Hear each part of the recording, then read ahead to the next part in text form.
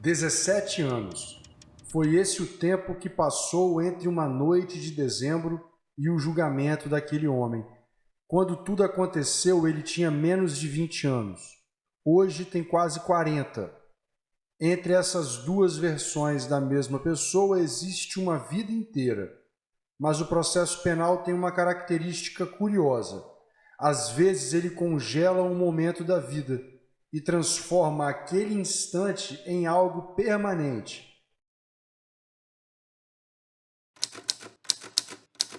Penal em prática. Quando o processo penal encontra a vida real. Eu sou o Pedro Magalhães Gânem, advogado criminalista, e neste podcast eu te mostrarei os bastidores da advocacia criminal, as histórias que acontecem quando o processo penal sai do papel e encontra a vida das pessoas. Para entender essa história, precisamos voltar para uma noite de dezembro. 17 anos. Em 17 anos, uma pessoa pode construir uma vida inteira. Pode sair do país, pode constituir família, pode ter filhos, trabalhar, envelhecer. Em 17 anos, uma pessoa pode se tornar alguém completamente diferente.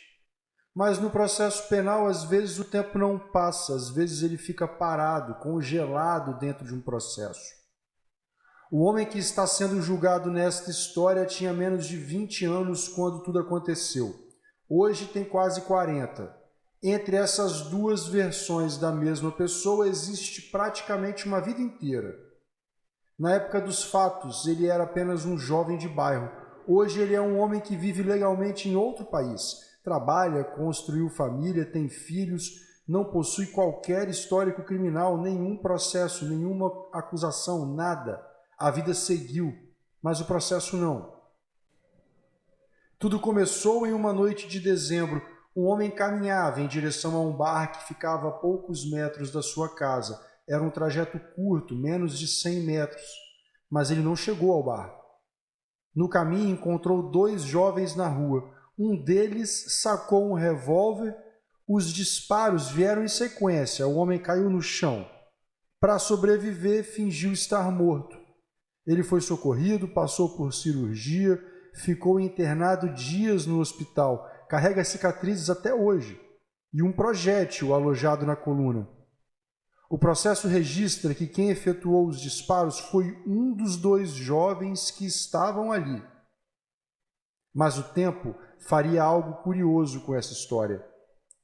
Desde o início das investigações, dois nomes passaram a circular naquele caso. Um deles era apontado como o autor dos disparos, o outro estava presente no local, mas não teria efetuado os tiros. Os dois eram jovens, os dois estavam naquela rua, mas o processo tomaria um rumo estranho. O homem apontado como autor dos disparos simplesmente desapareceu. Ele nunca mais foi encontrado. Segundo os relatos do próprio processo, ninguém sabe onde ele está, não tem residência fixa, tornou-se até usuário de drogas. Desapareceu da própria história. Ele não está ali, nunca esteve no tribunal, nunca respondeu ao júri. Quem ficou foi o outro jovem, o jovem que estava presente, o jovem que seguiu a vida, o jovem que anos depois voltaria ao Brasil para responder a um julgamento por algo que aconteceu quase 2 décadas antes. Existe algo curioso no sistema de justiça. Às vezes os processos caminham lentamente, muito lentamente. O fato aconteceu, os anos passaram, a denúncia foi apresentada anos depois, a audiência ocorreu anos depois disso. E o julgamento? Quase 2 décadas depois do fato. Enquanto o processo dormia em algum armário do fórum, a vida continuava. Durante todos esses anos, aquele jovem construiu uma vida completamente diferente. Ele saiu do país, passou a viver legalmente em outro lugar, constituiu família, teve filhos, trabalha, nenhuma acusação criminal, nenhum problema com a justiça. A vida dele seguiu. como segue a vida de milhões de pessoas.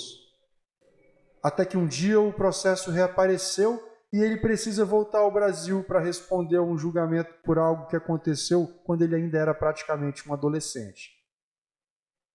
Quando comecei a estudar esse caso, a primeira coisa que me chamou a atenção foi o tempo. Depoimentos antigos, fatos distantes, memórias que já não são tão claras, pessoas que já não vivem mais no mesmo lugar. Mas existe um ponto que aparece repetidamente no processo. A própria vítima afirma em diversas ocasiões quem efetuou os disparos. O homem apontado como autor dos tiros. O mesmo homem que desapareceu, o mesmo homem que nunca apareceu no tribunal. E então surge uma pergunta inevitável. Se quem atirou não está aqui, quem exatamente está sendo julgado? Quando a defesa começou a estudar o processo, duas coisas ficaram muito claras. A primeira é a própria estrutura da prova. A segunda é o tempo. 17 anos, quase 2 décadas. Tempo suficiente para que uma pessoa mude completamente de vida. E ali nasceu a tese. Talvez aquele julgamento não fosse apenas sobre um fato ocorrido tantos anos antes. Talvez fosse também sobre o que o tempo faz com a vida das pessoas envolvidas.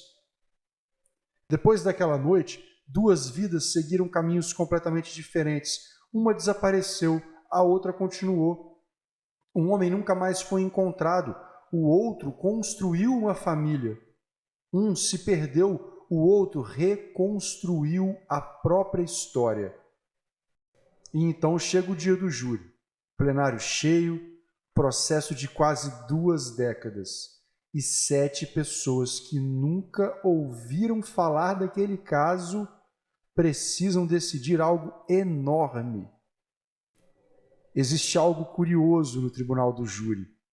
Ele não decide apenas com base em papéis, ele decide olhando para pessoas, para histórias, trajetórias.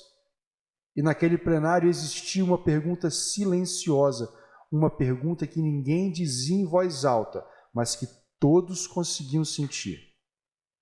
Quem é que está sendo julgado aqui? O jovem de quase 20 anos atrás ou o homem que existe hoje? Quem atirou não está aqui. Quem reconstruiu a vida está. E agora esse homem está sentado no tribunal, sabendo que uma decisão pode mudar tudo. Se condenado, ele pode perder o país onde vive, o trabalho que construiu, a família que formou, a vida que levou anos para construir. Existe uma pergunta que sempre aparece em casos como esse. O que define uma pessoa? O pior momento da sua juventude ou tudo aquilo que ele fez depois dele? 17 anos depois daquele episódio, 7 jurados precisam responder essa pergunta. Quem é o homem que está sentado aqui?